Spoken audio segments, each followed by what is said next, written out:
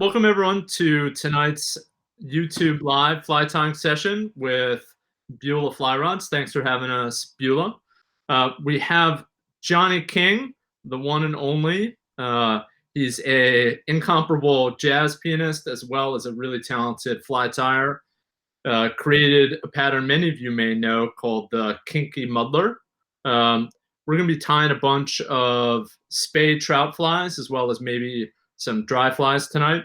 I'm Ben Carmichael, site called New England on the Fly. Do a bunch of fly fishing photography and writing. But Jonny and I are going to be talking about some of his fly tying and patterns. Feel free to leave some questions and comments in the live comment section here, and I'll do my best to jump in and answer as we go. So Jonny, what's our first fly you got lined up for us? Hey there, Ben, and hey there, Beulah Fly Rods, and hey, everybody. This is Jonny. And so whenever I give a lot of fly tying presentations, and I generally don't ever tie the same fly twice. I actually don't in my personal fly tying, but we agreed at least on a principle here, and we'll mess around within that. I've been doing a lot of trout spey fishing. It was actually through James, who's the owner of Beulah Fly Rods, that I started messing with the spey rod about 2 or 3 years ago. I'm still feeling my way through it, and did some steelhead fishing with him, and then got some of his wonderful spey rods, and have been working on that a lot on the Delaware River system up in the Catskills, and also some other northeastern streams like the Housatonic, the Farmington. Right now I happen to be in Maine doing it on some smaller rivers here. So I thought I'd do some trout spey flies, and then also near and dear to my heart are dry flies. So I thought we'd do some of those. So why don't we start out with a trout spey fly? Sounds great.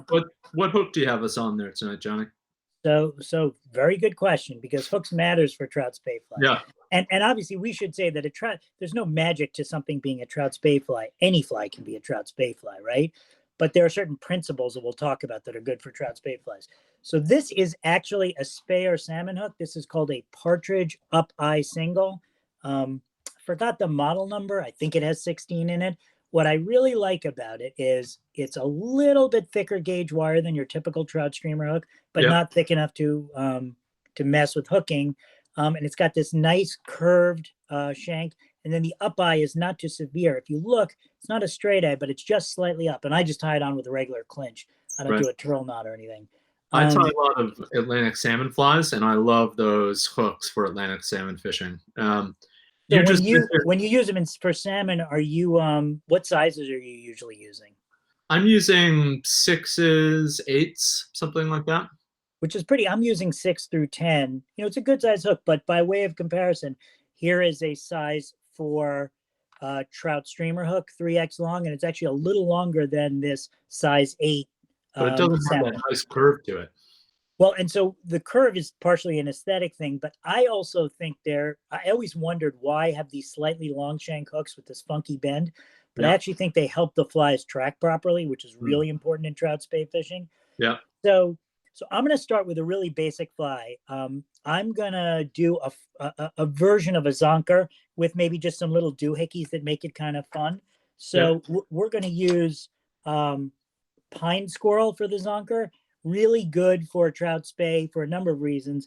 The hide is thin. They tend to cut the strips thinner, and it doesn't impede casting. So I've found that even with like a 2 or 3 weight spey rod and a Scandi line, and I'm a very mediocre learning caster, I don't have any problem casting even up to a size 6. I'm not weighting these flies. If I want this fly to get down, I'll put it on a sink tip and fish it on a scadget, but I prefer the fly to be unweighted. And one I think clarification we should offer here, and I think you sort of alluded to this at the beginning, is we're not talking about spey flies in the classic sort of D style here. We're talking about trout flies that you can cast with a spey rod. So you're not going to see a lot of married wings on the top of this fly. As soon as you pull out a dyed zonker strip, we know we're in a different territory. Yeah, exactly. Right. So I'm sure there's some hardcore traditional salmon flyers who are having a heart attack right now. But no, what I mean by trout spey fly is something I'm going to cast on a spey rod, and I'm going to fish it either with a swinging presentation, just like you'd fish, a soft tackle with a single hand rod.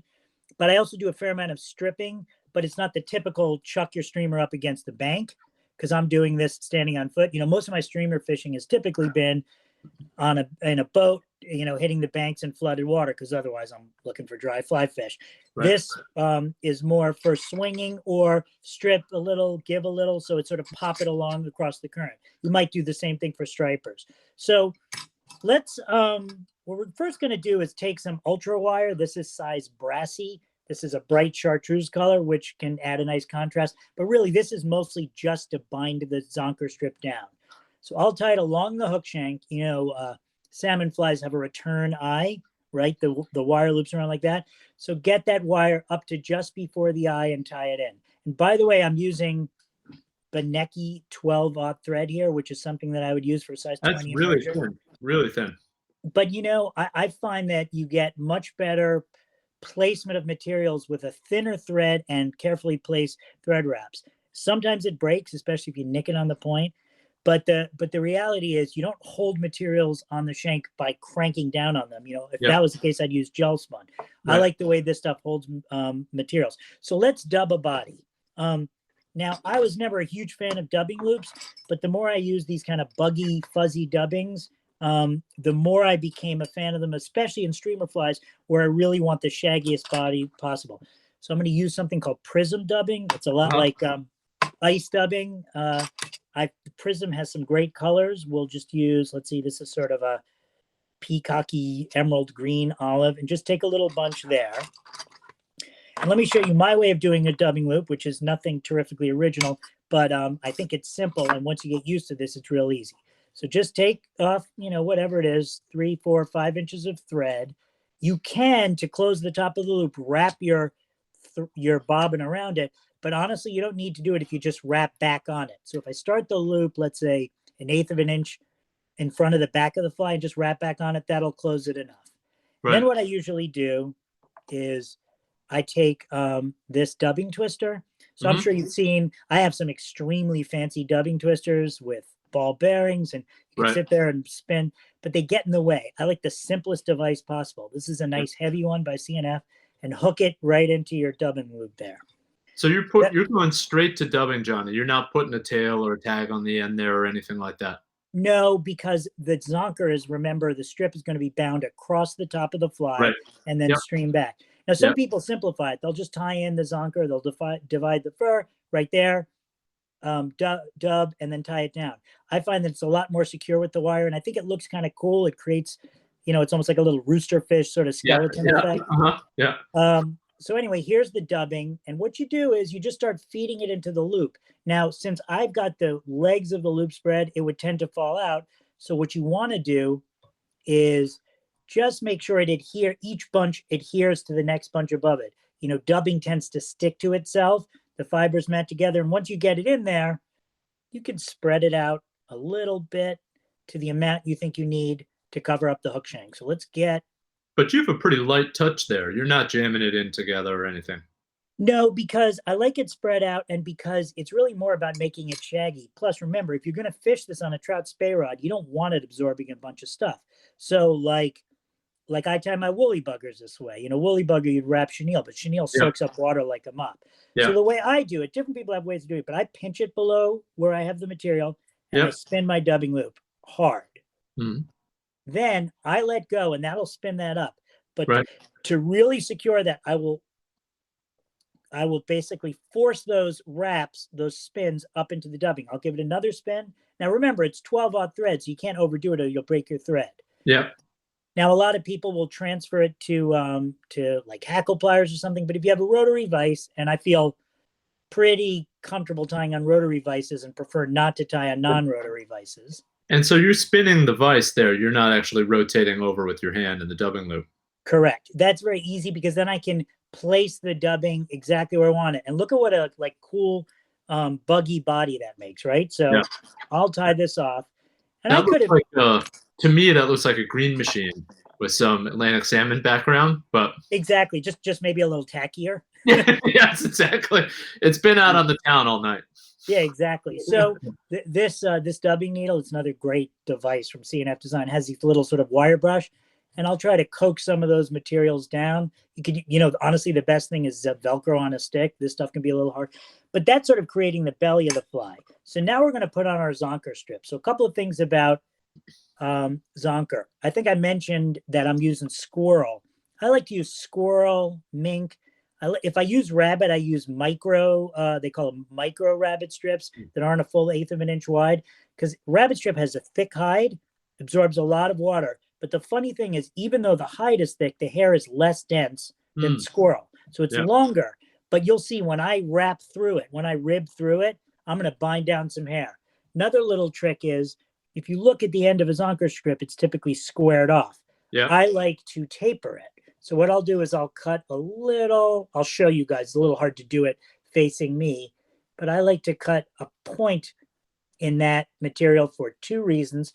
One, it looks cool, right? I'm going to get a tapered look back there. But also, the general principle of a lot of these flies, trout, spey flies, bait fish, I know you and I have discussed this in the past, but you like to have some bulk up front and then the most light mobile tail possible. So by trimming that down, I'm getting greater mobility. I have less leather in it to soak up water. So what I'll do is I'll figure that I want that Zonker to go back maybe the length of the hook shank, maybe a little bit less. Doesn't really matter. So what I'll do is I'll snip that off the length and maybe tear off a little bit of hair to just expose like a little nib, a tie-in nib. Just where you created that point, just so you have a little contact point there. Exactly. So I don't know if you guys can see, but I've torn off just a little bit of hair because there's no reason to bind down hair. Remember, I've already got that returned eye. So it's already wider than your typical hook shank, and we're going to be wrapping some other stuff up there. So I need to leave some room. So I'll tie that. That looks like a pretty good length. It's kind of on the long side, but remember, I'm still just using 12-aught thread. So I've left myself a little platform there. There's enough room so that I'll have enough, I can tie off at the eye of the hook, but I also have the room to add in. Create a head up there? I'm sorry? You're going to create a head up there in the front? Yeah, because I want to have some bulk up heads at the front so that whether I'm stripping it or pulling it through the current is going to wash around the face of that fly, right? That's the principle of the kinky muddler, and make this tail back here kick. So just anecdotally, I was fishing in a small stream the other day, maybe 40, 50 feet wide. And I found a pool loaded with brookies. They were like 8 to 10 inches long. Nice. And I was fishing a little mink Zonker, just like this, on a salmon fly hook.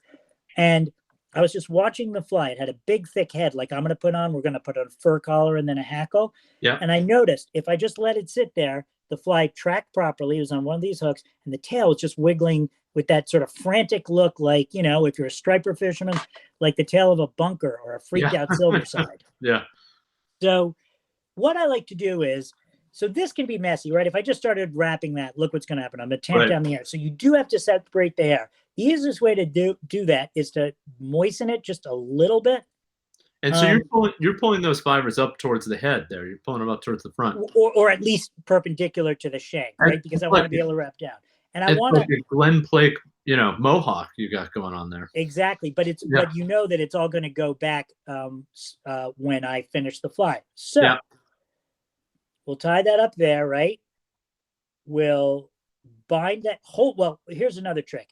If you don't hold this really tightly, almost like you're trying to pull it out, you're going to end up with some looseness under there, and that will make for a very not durable fly. So what you want to do is preen the hair back here. That doesn't look like it makes it to the end of the hook, but when I stretch it, because the hide's stretchy, and I pull it down, it sits in just the right place. And because I've cranked down on it, it props this tail up a little bit, which helps it not foul. One thing about salmon hooks is because the bend sweeps back a little, they can sometimes foul a little bit more than, let's say, back around, a bend that just drops down like that. But I still like the overall pattern, and I could fish for a whole day with this and not foul. I think the last day I had on the Delaware, I spent a whole day, this was late fall, fishing one of these things. I don't think it fouled once. So what you do is, again, moisten it, separate it, right?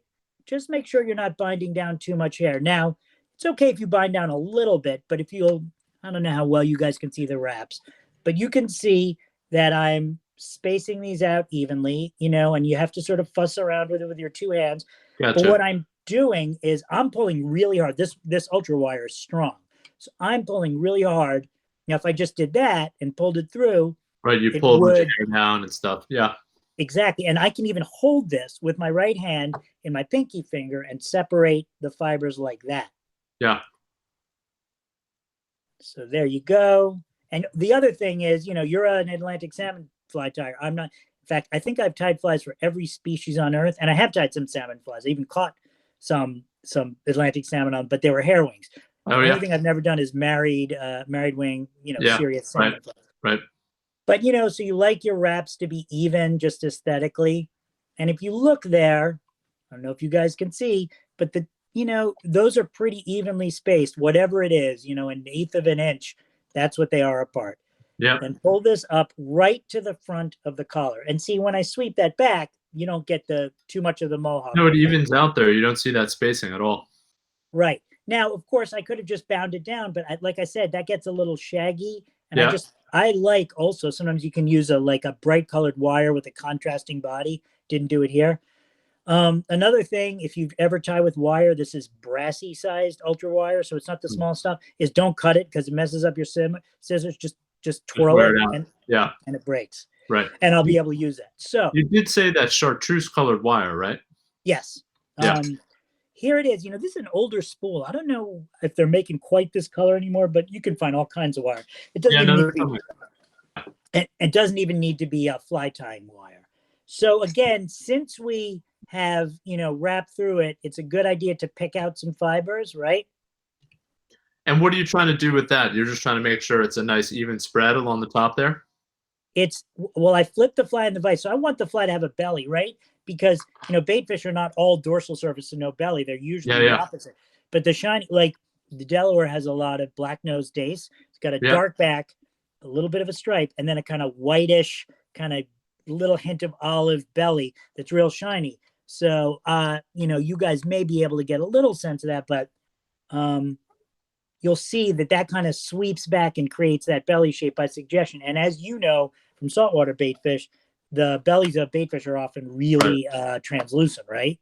Something I do when I tie tubes for either saltwater or salmon is I'll take an old toothbrush or something with some dubbing and I scrub along the bottom and I sort of pull some of those fibers out.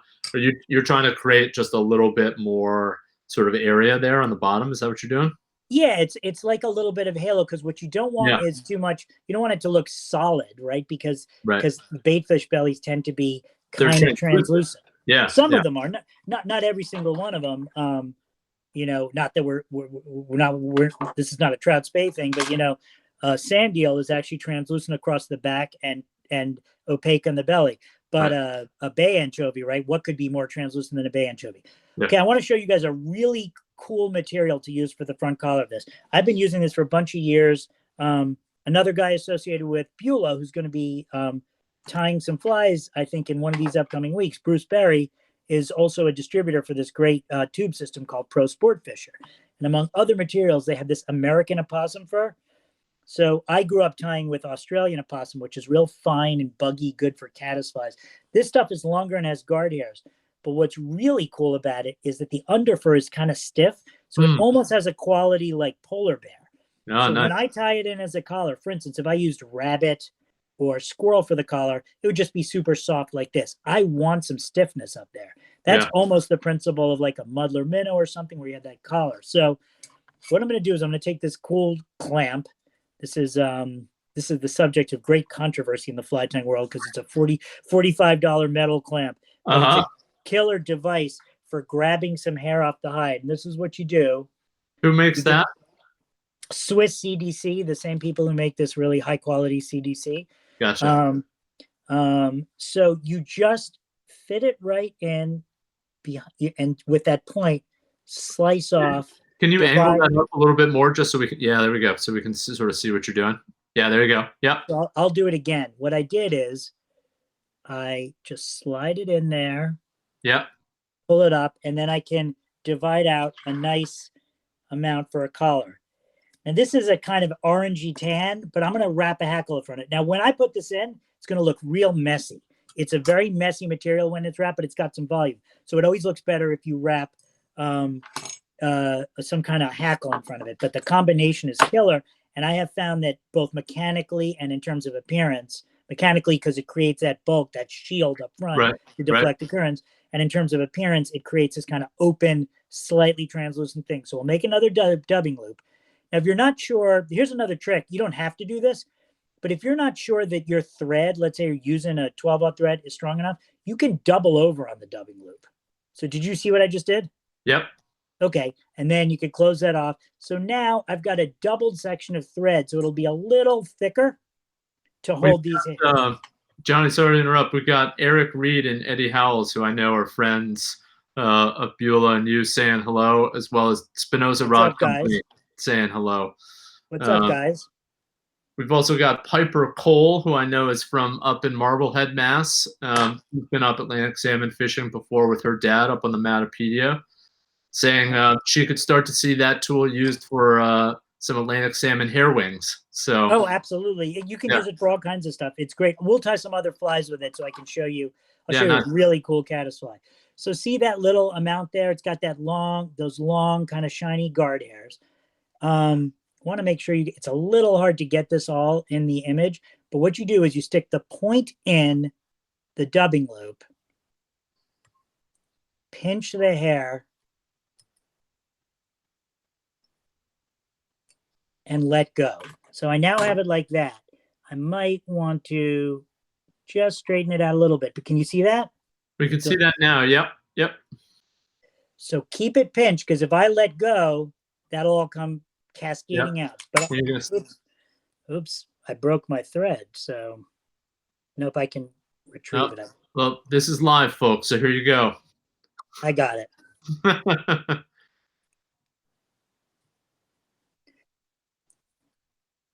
Nice. That looks good when it spins up like that. Yeah, so see how spiky that is? Yeah, that looks great. Much spikier. Like if I used rabbit or something like that, it just would not have the same volume, even though there's not a lot of hair in there. But those guard hairs are really stiff. You know, they're stiff in terms of keeping their volume, but they move great in the water. So what I'll do is I'll wrap this up front. And as you see, it's totally messy looking, right? Like you want that. All that hair sticking out is actually desirable. So let's make sure that last little amount, you can fold it like the way you would fold a hackle, but it tends to not want to behave as well as a hackle, but that's okay. And what I like to do with a dubbing loop is I'll wrap the actual dubbing loop around several times. So now you got this totally messy thing. It looks like the fly, which had a nice profile, is all messed up, but I promise you, we will make it look good. Yeah. It's starting to look good to me. In the Atlantic salmon world, there was a 50-plus pound salmon caught on the Alta last year with Mikael Frodin. And right. He's the tube fly guy, right? Yeah, tube fly guy, and Håkan Norling, the sort of famous Scandinavian tire. Right. They caught it on a banana fly, which is just kind of, it's not the most interesting fly, but that opossum fur there looks like it would be just perfect for that body. So let me just see something. I have different colors of opossum fur. So why don't we, just to show the technique again, here's a slightly finer piece. So we have enough room up here because I was sort of exaggerating the room that needs to be left. So why don't we add another little collar of this, and then we'll put hackle in front of it. That's like cut off of Billie Eilish right there or something. Exactly. Yes, I sourced the material directly from pop stars. So we'll do that, right? Let's see. I just snapped it right off. Are you going to leave that that zonker off the back? I mean, that's a big mullet hanging off the back there. Yeah, I have to decide what it looks like after. You know, sometimes I like to have them long because this is still not a long fly. This is still only about a 2.5 inch fly. I see. Okay. Yeah. But anyway, I figured we'll do one more collar since this one's kind of messy. And also, I just want to show you what it looks like when you layer different stuff. So that's kind of it has that banana yellow color like you were talking about. Yeah. This is more like a light olive kind of chartreuse. We'll spin that guy up. Same deal, spin that in there. So Johnny, you started. You're a New York City guy, right? So you started fishing up in the Catskills and up on the Delaware. Is that right? It's not really where I started, but I have been fishing up there for 20 something years. I learned in little streams in Connecticut, but the Catskills is where I really grew to love the like super picky, fussy dry fly thing. Yeah. I started out with the beaver kill. I was kind of intimidated by the Delaware because I always heard the fish were really hard to catch. So I remember the first fish I caught were in a place called Calicoon, which is a little lower down the main stem than most people start. Yep. There are fish below that. But so I heard I've been catching smallmouth. So I heard that the Delaware fish were picky. So I put on this big stonefly imitation. It was a totally Western, non-Eastern kind of fly, like a parachute Madam X or something, right? Yeah. And so here, I just want to show you. So now you've got a little green mixed in with that yellow, right? That's looking good up front there. I like that. But you got to finish it off. And let me show you the perfect stuff to fish it off. Okay, all right. This stuff is called Coq de Leon hen saddle. Oh yeah, that's beautiful. It has great barring, but in addition to having this great barring, unlike some other soft tackle feathers, the fibers tend not to mat with each other, so they really spread out and they create this kind of open collar. I think that's part of the reason people like partridge so much for soft tackles is the fibers don't mat together so much. Right. Whereas like if you ever tie with schlappen, it sticks to itself. Yeah. So how far down that feather are you starting? You just cut that up. I just want I'm going to tie it in by the tip, and I want the fibers to be long enough to surround this messy head because I made that head super messy. Yeah. Let me comb it out a little more. But what I was going to tell you about the Delaware, so I go to the Calicoon. I'm like, oh my God, there's a rising fish. And I see him eat a stonefly. Yeah. So I put on this giant parachute Madam X, and it's like size 10 rubber legs. And of course, the fish just hammers it when I drop it over him, and I'm fishing 6X. So he's out in the current. He's like so far into my backing. I'm like, what's happening? I didn't know this is not a striper. Right. I break him off, and I proceeded that morning to break off like 4 or 5 fish. I finally landed like a 15-inch rainbow, and I figured that all the other fish were like 37 pounds or something, and they were probably like 19 or 20 inches, but it was a great introduction. It's probably the most fish I've ever hooked in one day. So sorry. So I'm going to tie it in by the tip, but I want to show you what you do. I've divided it there for the fibers the length for which I want. I will tie that down. Now, have you ever been tying in this is a very fine hackle stem, and you pull it and it comes right out? Yeah. One way to avoid that is to take that tip, fold it back on itself, and wrap back over it. Right. Yeah. And then to get rid of it, you could just pluck it out like that. Right. This is starting to feel like a Davey McPhail tying video too. Oh, that's true. He does that too. He's probably the first person I saw do that. Yeah. So if you look though, these fibers are super soft, but they have this way of kind of fanning out in the if you tie steelhead flies and let's say you wrap wood duck or marabou, those fibers might have a little bit of a tendency to mat against each other, or with each other. They sort of marry to themselves. So what I'll do is I'll trap that stem like that, right? Yeah. I'll wrap back on it. I'll wrap back on the feather. Then I will fold the stem back like that. And then I can either trim it off, or if I'm feeling, resourceful, I'll just pluck it off like that. Feeling bold. That was live. That was good. Yeah, I know. But I could have seen the whole dubbing loop gone flying into my hair or something. But we've got a nice small head on that fly. It's not too bulky. Yeah. Considering how many material. So think about that. I've got 2 collars of possum fur, right? And that's the fly. And I promise you, when that thing is wet, I think you're right that the tail is a little long. So I will triangulate it like I was talking about before. Yeah.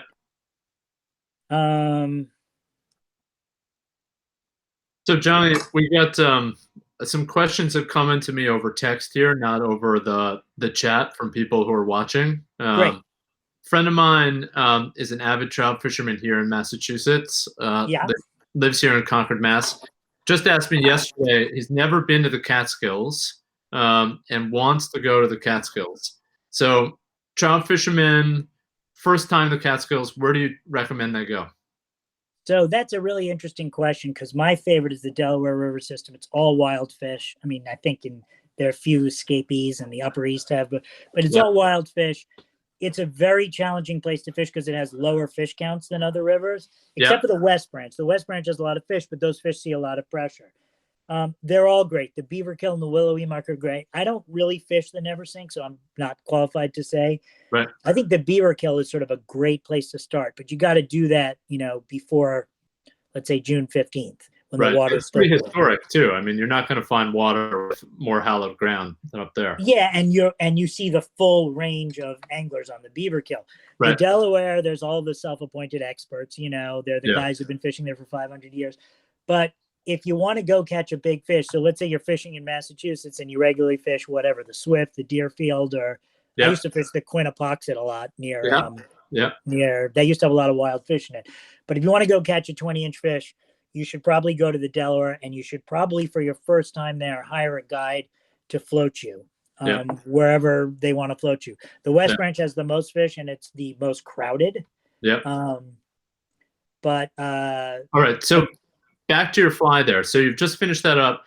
How are you going to finish off the head? Are you we're not going to do that now necessarily, but in Atlantic salmon world, there's like 3 or 4 levels of deep penetrating, then a first layer, then a third layer, and then some really expensive French stuff that you put on top to make it look good. Yeah. So my version of that is I do nothing.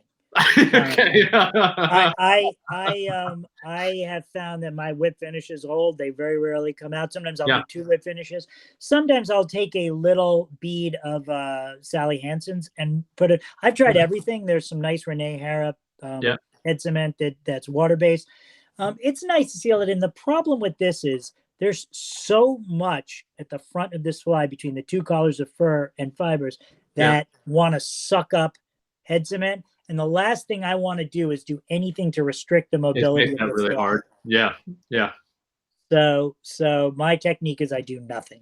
Okay. Right. So there's one. We spent an awful long time in that. Should we do a dry fly now? Yeah, I'd say we do a dry fly. All righty. Mix it up.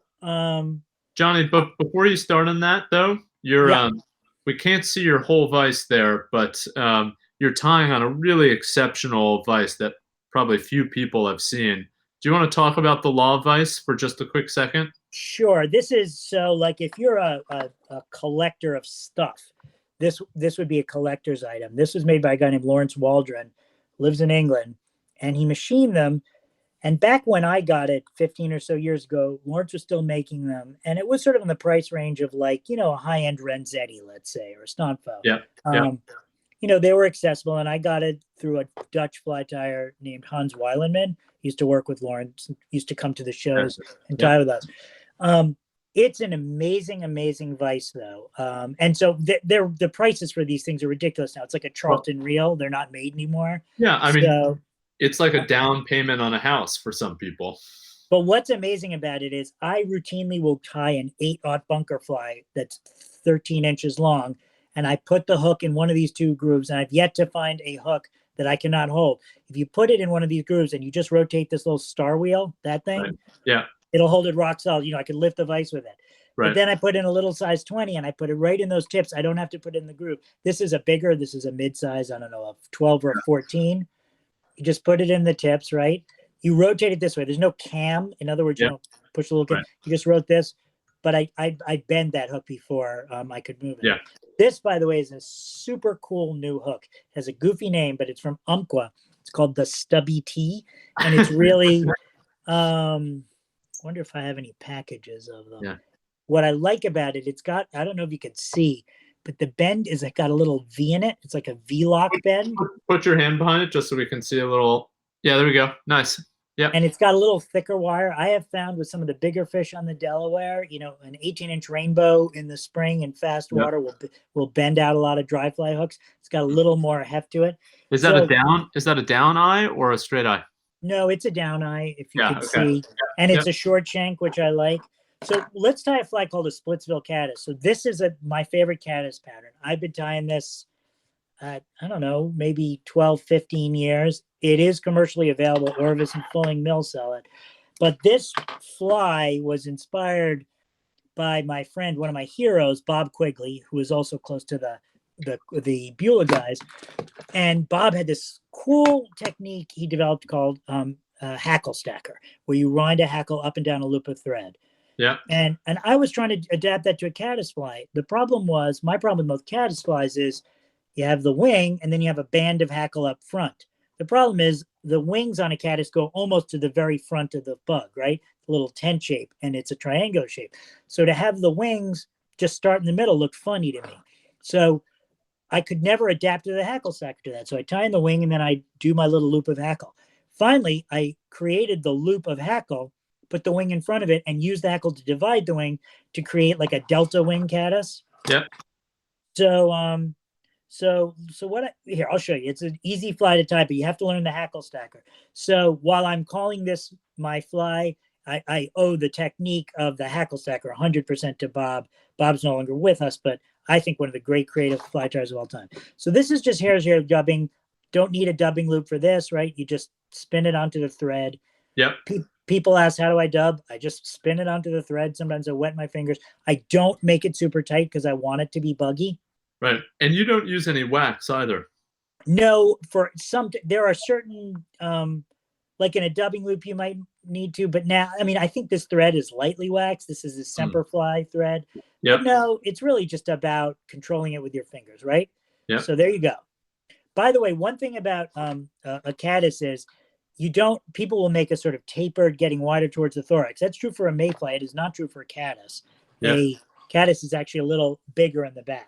So now what we're going to do is we're going to do the hackle stacker technique. So this is a sort of funky dyed variant, something or other. I think when I bought it, they called it a salt and pepper cape or something. Okay. But anyway, it's kind of a ginger color, but it's got black barrings. So and that's a whiting cape? Is that what that was? It sure is. Yeah, it's a whiting red label. Yeah. Okay. And this is bronze. This cape is quite old. So this procedure can be a little tricky and it's fussy. With respect to wrapping the hackle up the thread. So the idea of a hackle stacker is that people will tie in a loop of, let's say, 7X or 6X tippet material, wrap the hackle of it. That's the post. I don't like to bother with that. And actually, Bob did it this way too. I just want to wrap it up thread. But if I do a loop of, think about that, a loop of whatever this is, 8/0, 10/0, 12/0 thread, it's incredibly fine.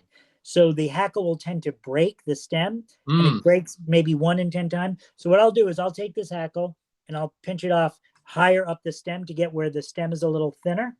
Yep. And we'll see. And if it breaks, I'll break off another inch or so. So here's what you do: create a double loop like we did for that last dubbing loop. Yep. But there's 2 ways to do it. I can either wrap around twice, like 1, 2. I think the easier way to do it is to create your loop, then put your finger in the middle of it, double it up by hooking the front of it. Yeah, that's a good trick. Yeah, that's also a Bob Quigley trick. I learned that from him. That way I don't have to worry about finding some 7X tippet, whatever it is. Yeah. So now I got my hackle. I do this a little differently than Bob. He liked the hackle to be cupped down, shiny side up. I like it the other way. I want the dull side up. I want it cupped up this way so that when I pull it forward, it's going to lean back towards the back of the fly, and you'll see why.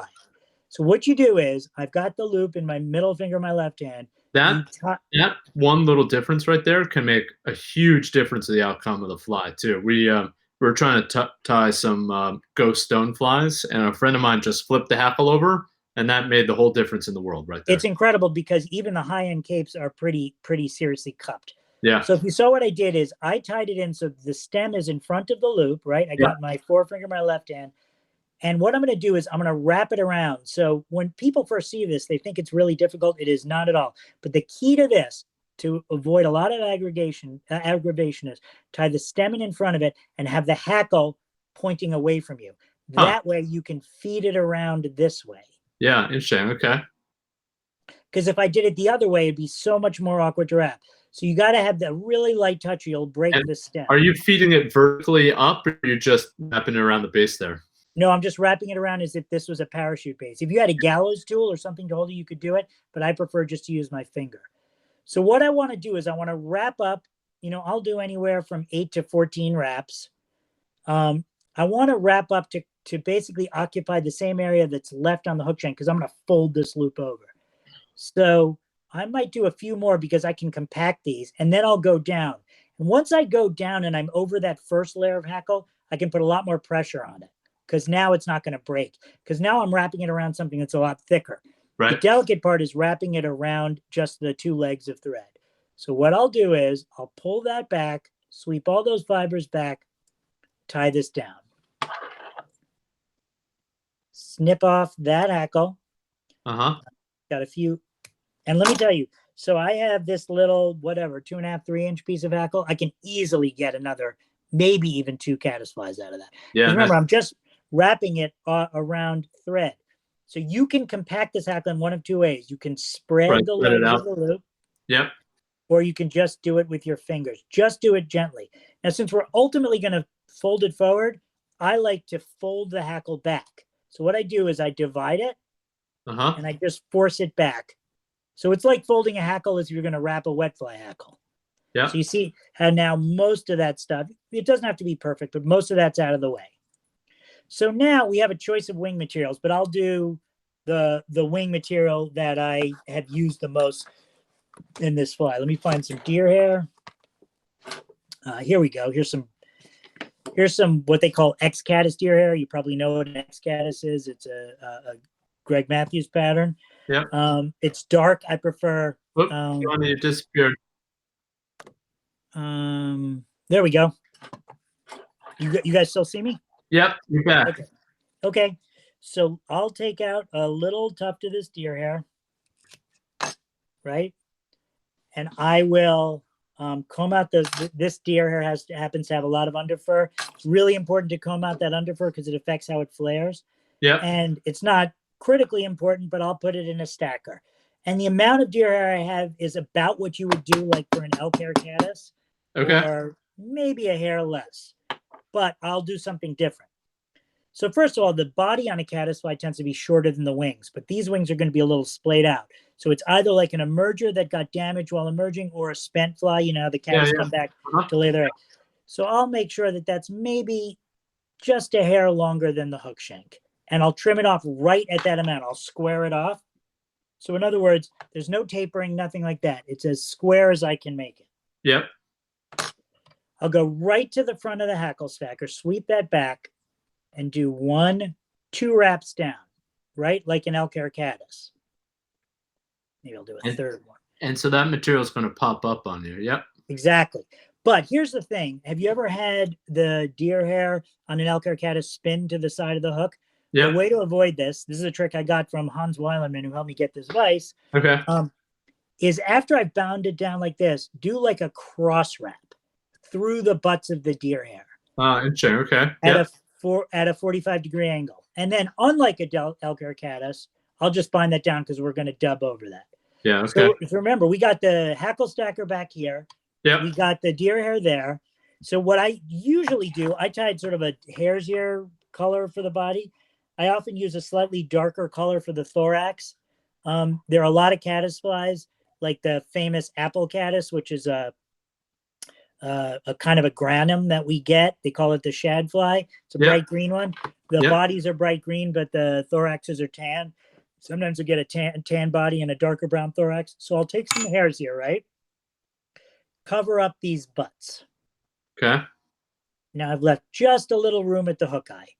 Now what I'll do is sorry, it's so fine. I'm having trouble. Is it a dark brown? Is it a black? What color are you using there? Yeah, it was a dark brown. Does that help you see the contrast? A little bit. All? Yeah. It gets your paleness of your neck. That helps. Yeah. What are you trying to say? You know, it's a pandemic, so my tanning salon is closed. You're in your COVID bunker. Yeah, there you go. I'm not even home, pal. So anyway, once I tied that in, I sort of spread it with my fingers. Here's the important thing. Take the tips of your scissors, a bodkin, whatever. Yeah. And try to find the middle point between this clump of deer hair. And so you're up on top of the fly now, spreading out the wing? Yes. Trying to create a little valley there, because what I'm going to do, this is the key. This is why it's called a Splitsville. I fold this up. Oh, nice. Yep. divide the wings. And what happens is all that hackle is interlacing with the deer hair, right? It's getting almost caught up in it.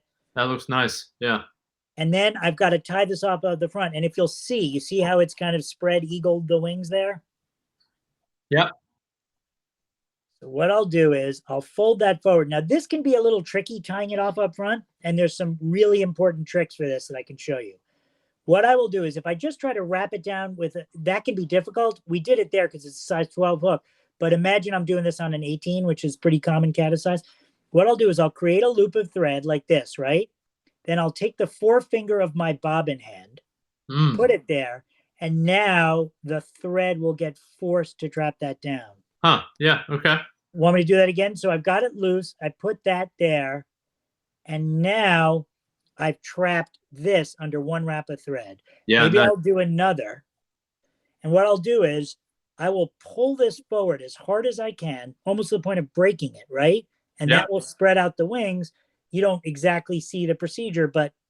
And so you get those feathers pop up a little, the fur pops up a little bit? What happens is I'm pulling the hackle through the deer hair and it's forcing it out to the sides, right? It's pulling it from behind.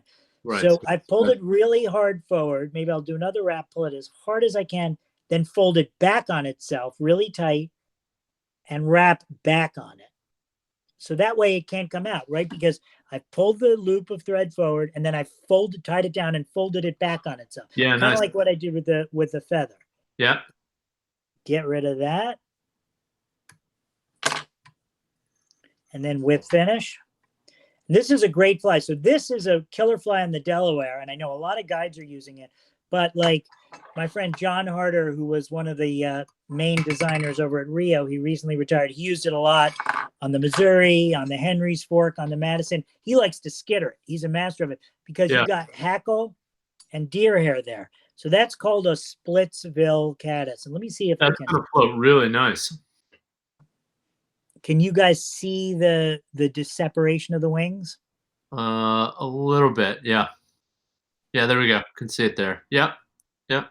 Alrighty. So I'm making such a production of these flies rather than just cranking them out. So you want to do another trout spey fly? You want to do another dry fly? The YouTube comments for the last one wanted to dry. Eddie wanted he said, do the new wing style, exclamation points. I know what Eddie's talking about. All right. Excellent. So I'm going to show you a really cool way to create a mayfly wing. So if you look at most mayfly wing patterns. So what's the most popular mayfly pattern? A sparkle dun or a compara dun. You've got the deer hair at a right angle to the hook shank. And as Gary LaFontaine famously said, that's like a ridiculous profile, right? Because the wings are in line with the body. Yeah. So for years, I was trying to create that wedge of material, like a set of mayfly wings in line with the body. So there's the elk or caddis style where it's canted back at 45 degrees, but then it's all pinned to one point. It's not that full fan shape.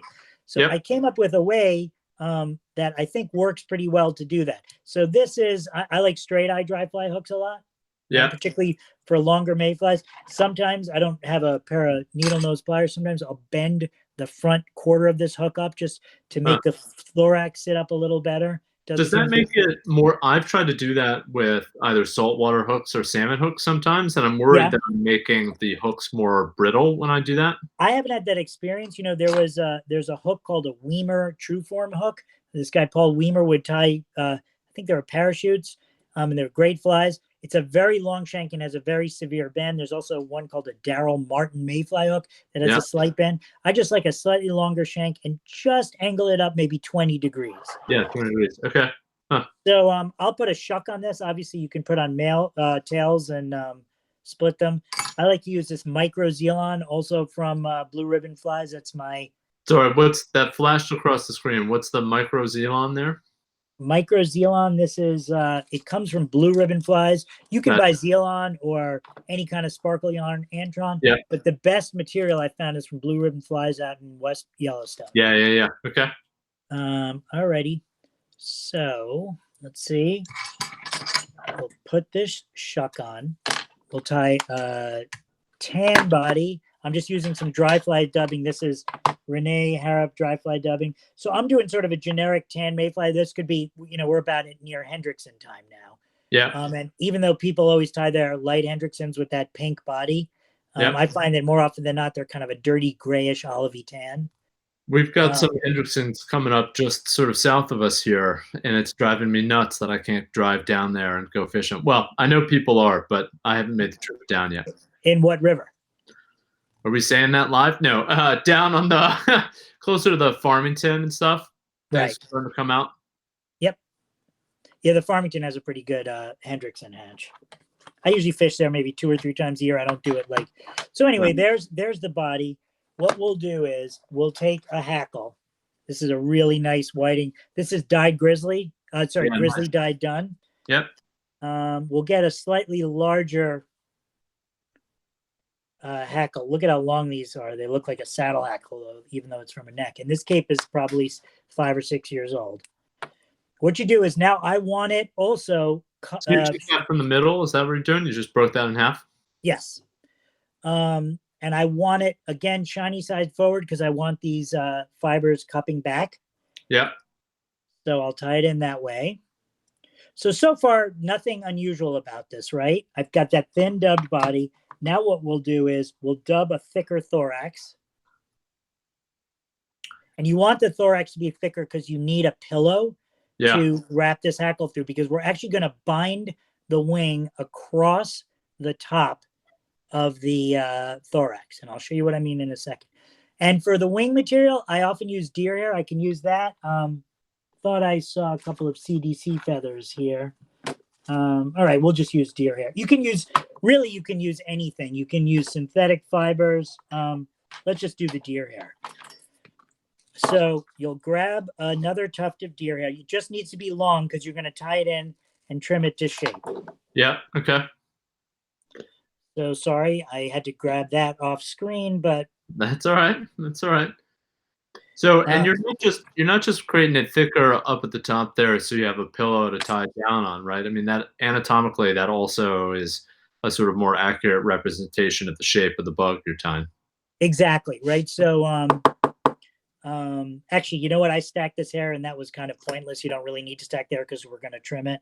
But exactly, the thorax. In fact, up until about size 14, I don't even dub bodies. I just wrap thread.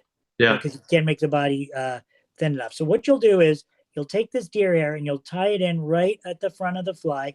Same technique where I squared it off and I wrap down over the deer hair. So I tied through it at a 45-degree angle. Now that's obviously ridiculously long, right? But we're going to use this hackle.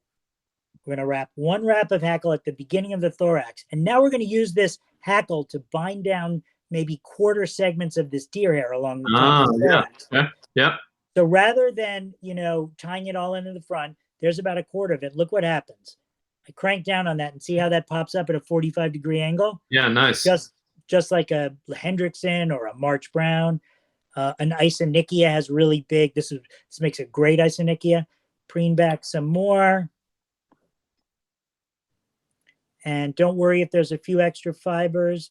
And then, so I did that in fourths, right? Yeah, that looks really nice. That's all popping up and it's taking a good shape there. Right. So now what I'll do is I will tie off that hackle, right?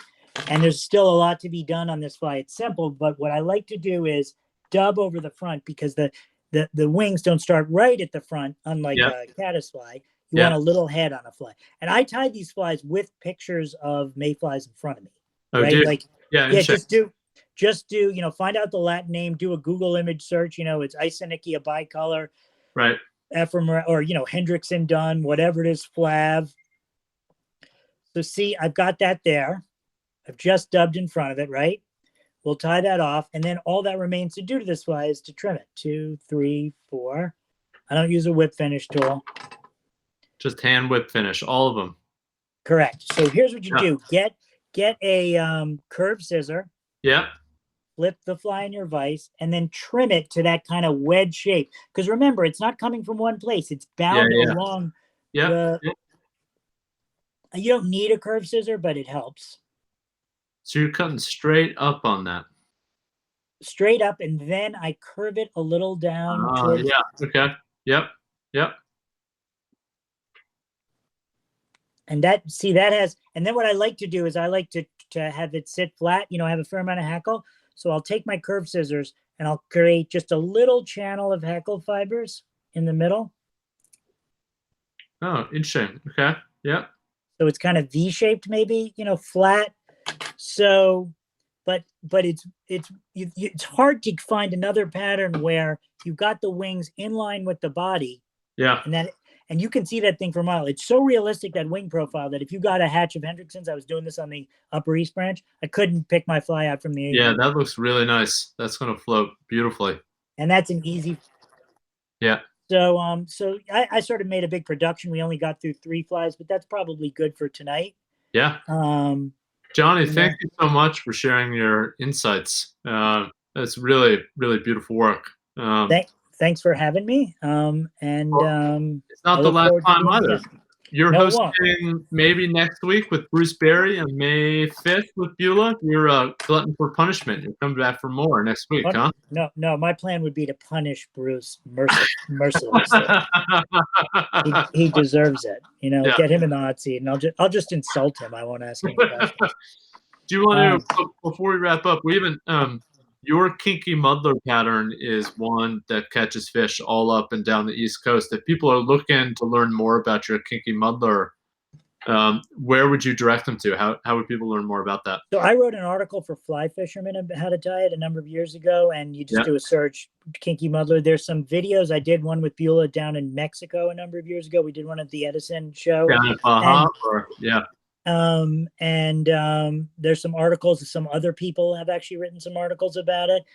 The only thing I'd encourage people to do is try it for trout spey flies, because I tie them for little trout spey flies like this. This is a kink. That's a. Could you send 24 down to me here in Concord? Absolutely. And can you pay my mortgage? But try it out with this material called sculpting flash fiber, and you can tie flies down to that small. Cool. So that's about it. I'm easy to find on the interwebs and in social media. So look me up on Instagram or something if you have any questions. And thanks for the invite, guys. Thanks, Jonny. Thanks, Beulah. Hope to see all of you next week, May 5th, back here at the same bat channel, same bat time.